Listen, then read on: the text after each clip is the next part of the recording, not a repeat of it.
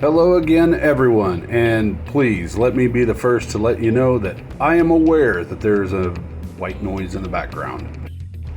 It's freezing in this shop, and for whatever reason, my microphone wants to pick up my silent, quote-unquote, heaters. Anyway, if you're here, then you likely saw either the title card or the thumbnail, so you know that we're doing Lucky's Excursion. And it's not a bad model, although this is significantly bigger than 1/64th. Let's get started.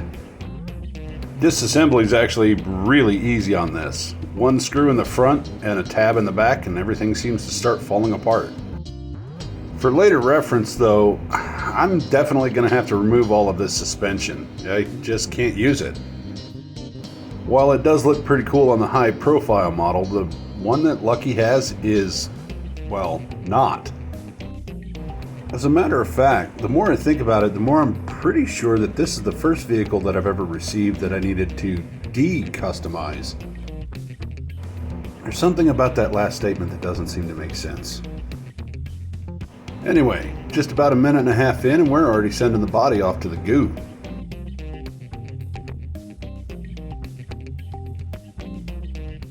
Once the goo has gooed, I'll get it rinsed off, polished up, and then put into primer. Now that's a statement that I normally make, but on this particular one it means a little more because there really is no body modification on this one. As a matter of fact, the most extreme thing that we're going to be doing is, well, lowering it, I guess. While I'm thinking about it, I'm probably going to need to start putting together some 1/43rd scale dioramas. This is the second or third, maybe even the fourth 1/43rd scale that I've done, and I just don't have any diorama or anything pretty to show for the glamour shots. Yeah, I'll start putting something together for that. Anyway, look at that body. That is actually really impressive. So, since the suspension was removed, how are we going to mount some tires? Well, the wheel wells are actually molded into the frame, so that gives us a spot to drill through. Even if it's not actually a roller, it'll still look really good, and the axles will provide a little bit more support for the wheels and tires. While I'm gathering up all of my tools and accoutrement to drill the holes for the axles, I'd like to thank Lucky from Lucky's DIY Garage and Skip from Hammer Wrench Renovations for turning us onto this build. You may remember Skip's car. In late 2023, we did a crazy performance Lincoln for him. Anyway, all of my tools are together. Let's do it.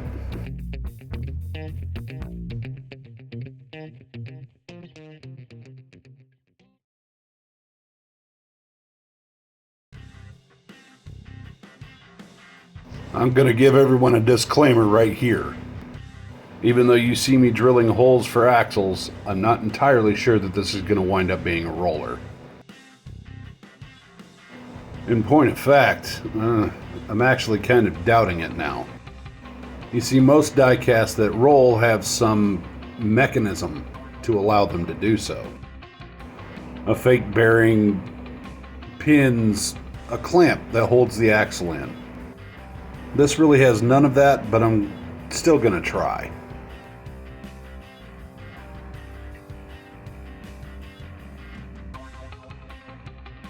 Because this one sat around for so long while I tried to recover all the video that my phone ate, it lost its luster.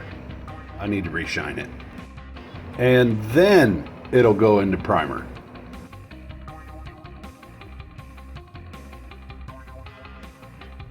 Now, I don't have any footage of me painting it the first time, but as you'll see in just a second, it's obvious the paint didn't like being on the body. Yeah, that's just not going to work. Back to the goo with you.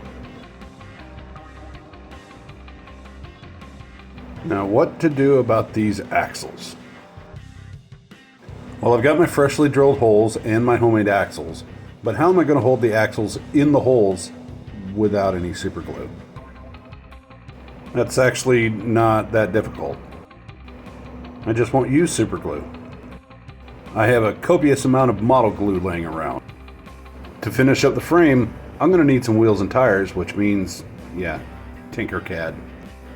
Enjoy the show, folks.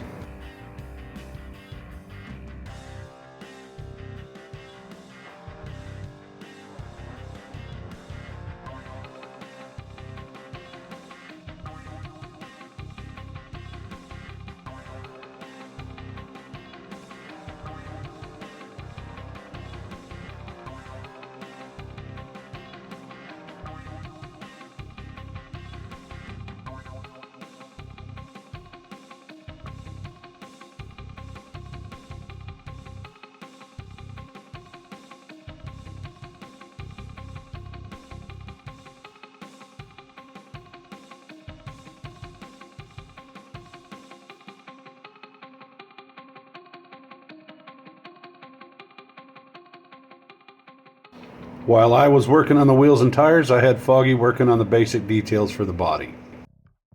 All I've got to do is clear coat it. Once I've got the body clear coated, I'll move that off to a safe spot for drying. Then I'll move on to painting the rims, tires, and frame.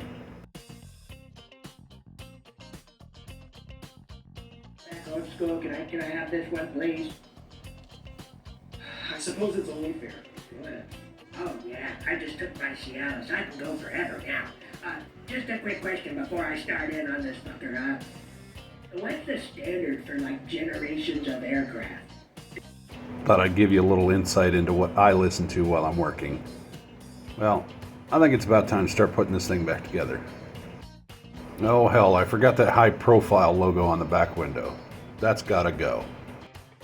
The beauty of the decal on the glass, though, is that it's never covered with clear coat, so you can just wipe it off with alcohol. Although it does take quite a while sometimes.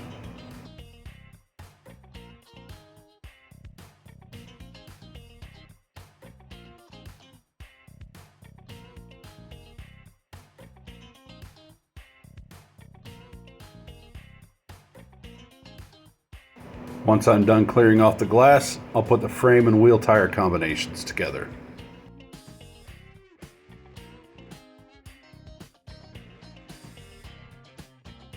Now, it may take quite a bit longer for regular model glue to dry than super glue, but, well, I was going to say I'm a patient man, but those who know me know there's nothing further from the truth.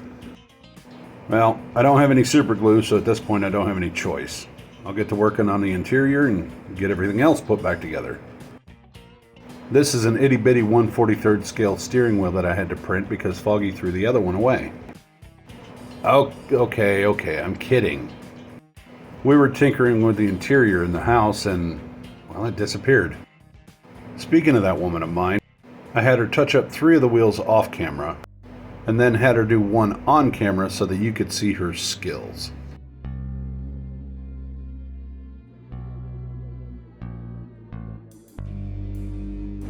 And I wish I had that amount of patience. Anyway, folks, this has been fun. Let's get on to some glamour shots.